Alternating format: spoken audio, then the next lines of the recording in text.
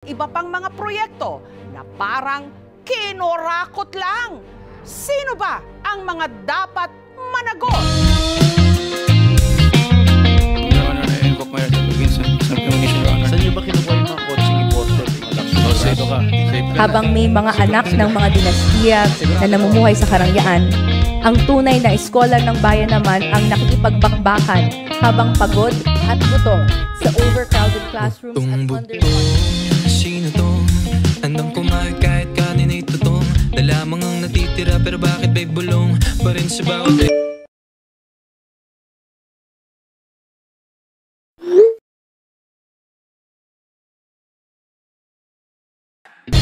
bakit hindi nyo tanawin mga proyekto sa lansangan hanggang ngayon ipalpak pa rin. Akala ko kayo ang lunas, bakit patuloy sa pagpunas ng mga luha sa dinanas ito na mga Magkano ba mo sa isang araw? Minsan, parang ang layo ko sa inyo. Sama pa dun yung pamasahe. Bakit niyo ba sila nadamay? Oo nga.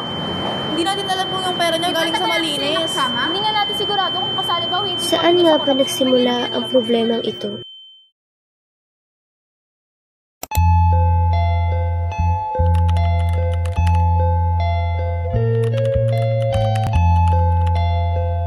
Pamilyar po ba kayo sa totoong definition ng nepotismo?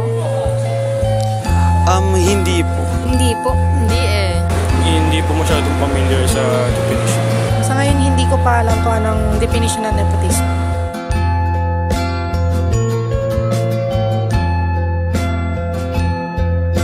Ang nepotismo ay isang pagpabor na makikita natin sa politika, sa negosyo, at maging sa hustisya.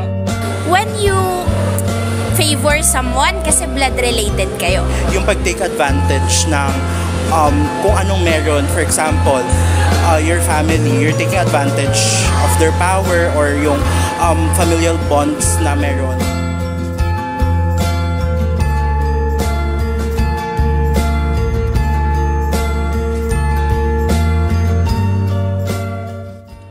Ang nepotismo ay nangyayari kapag ang isang taong may kapangyarihan ay nagbibigay ng trabaho o espesyal na pabor sa kanilang mga kamag-anak o malalapit na kaibigan sa halip na piliin ang mga taong tunay na kwalipikado. Nagmula ang nepotism sa salitang Italyano, nepote, na ang ibig sabihin ay pamangkin. Noon pa man, ginagamit na ang terminong ito dahil may ilang pastor na nagbibigay ng mahalagang posisyon at kapangyarihan sa kanilang mga pamangkin. Maging noong unang panahon pa lamang, ginagamit na ng mga makapangyarihang tao ang nepotismo upang bigyan ng espesyal na trato ang kanilang mga kamag-anak. At nangyayari pa rin ito hanggang ngayon. Sa larangan ng politika, kapag ang mga pinuno ay nagtatalaga ng mga kamag-anak sa pamahalaan na nakakapagabawas sa integridad ng gobyerno at tiwala ng mga bumoboto. Dito nag-uugat ang kultura ng mga dinastiya at unti-unti nang naging parte ng di makatarungang sistema. And of the 163 we saw that 14 of the 24 senators belonged to a powerful clan, while in the House 162 of the 300 representatives also belong to political families. Then at least 18 political families even had 2 or more members in Congress.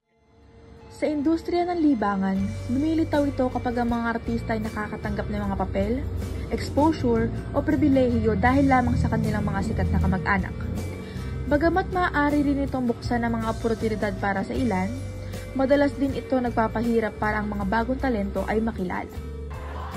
Ang kasalukuyang galit ng publiko sa mga nepo babies ay pangunahing dulot ng lantaran at walang pakundangang pagpapakita ng ilang nepo babies ng kanilang marangyang pamumuhay sa social media. Ang magarbong buhay na pinaniniwala ang galing sa yaman na nakaw lang mula sa sambayan ng Pilipino. Ang hinaing ng masa ay habang nagpapakasasa sila sa perang hindi naman kanila. Patuloy ang pagdurusa ng kapwa nating mga Pilipinong nasa mas mababang antas ng lipunan. Patuloy na nahihirapan ang bansa dahil sa kakulangan ng epektibong mga proyekto.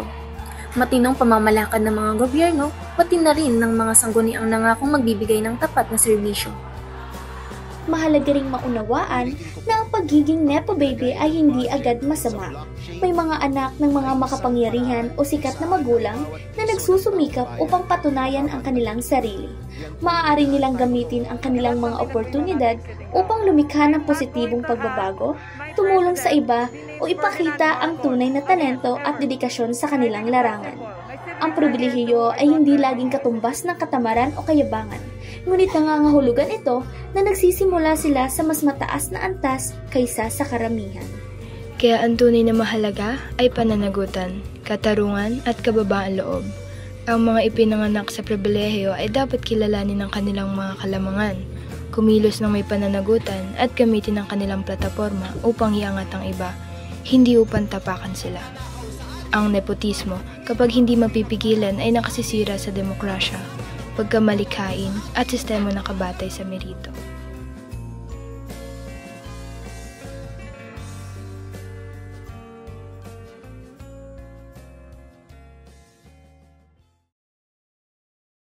Naway lagi nating tandaan na isang simbolo ng pagkakakilanlan ang ating mga apelyido. Hindi medalya para sa pribilehiyo. Dahil kapag tinanggal mo ito, pare-pareho lamang tayo, mga simpleng tao. Tungbugtong, sino to?